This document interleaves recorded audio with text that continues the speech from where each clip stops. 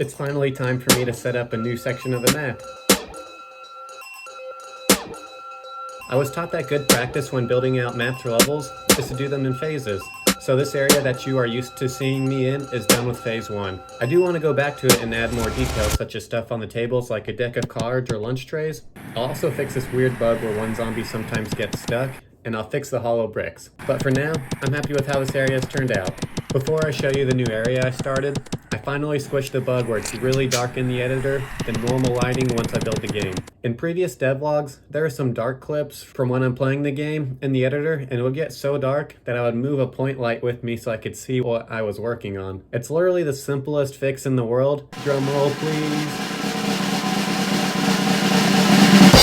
All you have to do is switch the skylight from stationary to movable. Like, come on, why did it take me this long to fix that issue? With that out of the way, and me able to see how to edit the level now, I decided to dive into blueprints where that bug fix doesn't even matter. In playtesting, the reload would feel weird sometimes. I would press R to reload, but the gun wouldn't reload. I knew it was because of this spam restrictor I added to it. What this little node says is that you can only press R once every 2.7 seconds. By doing that, it prevents stuff like this. I have extra foil. I'm reloading.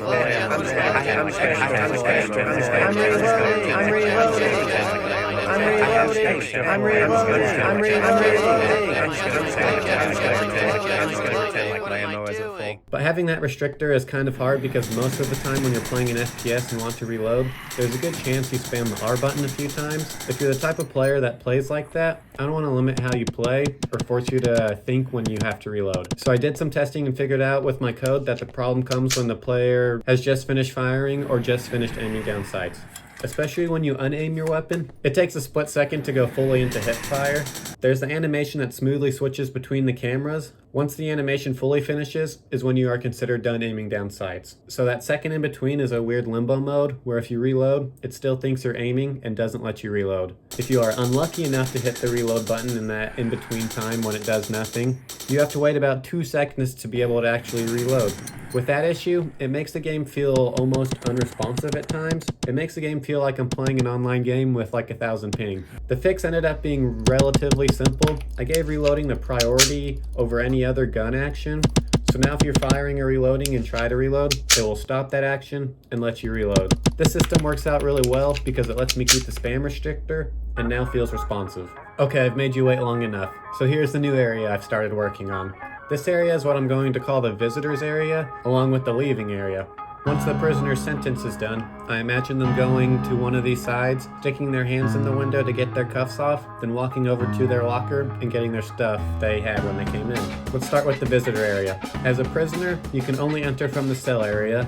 You'll notice there are no phones because there's a decent gap underneath the window for talking. This space is also the perfect time to sneak in cigarettes when the guards aren't looking, but I would assume if you smoke in prison, it would be really obvious with the smell.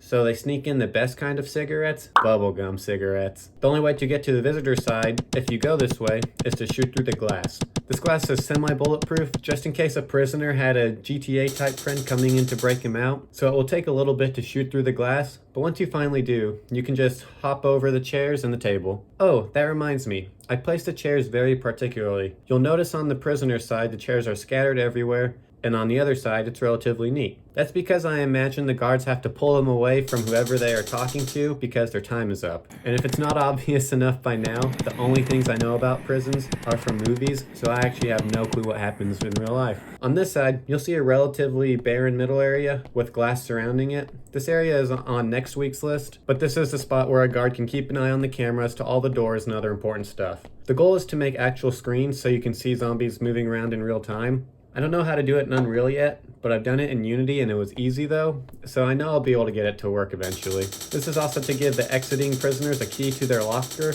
I will be adding a gun in here, and the savvy player will also notice it's surrounded with the same glass as over here, so you can either pay 50 points to get in, or you can shoot the glass and hop in. Finally, I don't want to say too much, but this area and the lockers will have something to do with the Easter egg I want to add. I'm going to end it on that note. The new build is up.